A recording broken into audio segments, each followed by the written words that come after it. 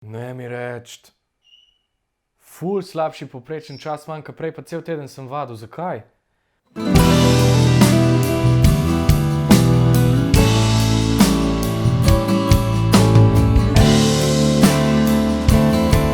Ja, dobrodošli spet v projektu Rekord, kjer lahko spremljate mojo pot do, upam da, svetovnega rekorda v številu sestavljenih Rubikovih kock pod vodo z enim vdihom. Danes oziroma ta teden bi rad govoril o opremi.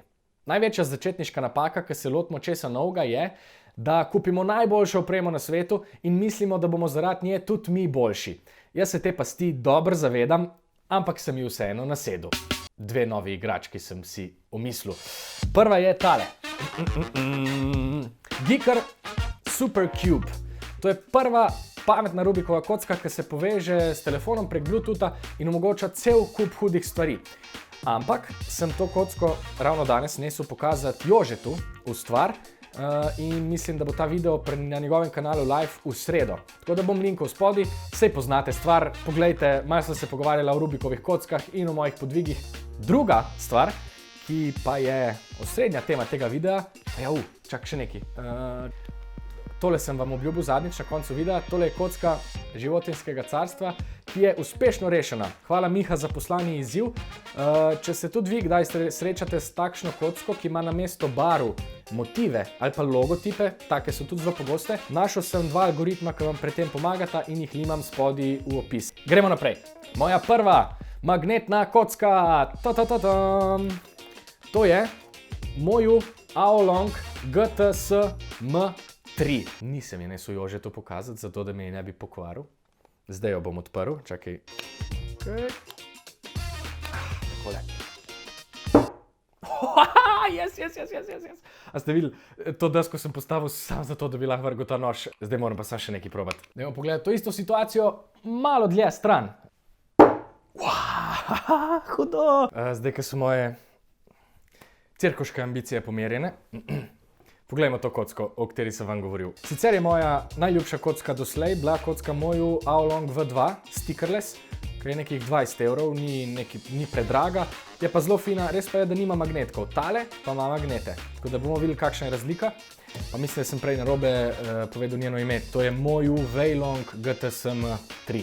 Ok, dajmo pogledati. Prvi spin. Hudo.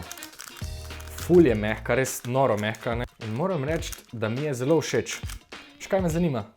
Koliko je moj povprečen čas s tole kocko? Gremo provat. Ne mi reči. Ful slabši povprečen čas manjka, prej pa cel teden sem vadil. Zakaj? Povprečje petih je bilo 50 sekund, 38... Aja. Skoraj sem pozabil. O tem sem itak hotel govoriti. Cel teden sem vadil in učil sem se algoritme, PLL algoritme. Zdaj znam vseh 21 ali 22, kolikorkoli jih je že. PLL algoritmi se uporabljajo pri metodi reševanja CFOP, ki je ena izmed hitrejših metod reševanja. Če ne veste, kaj je to, ne se sekirati, obljubim, da bom kmalu naredil en tutorial. Samo ne vem še kdaj, bom ga pa naredil 100%.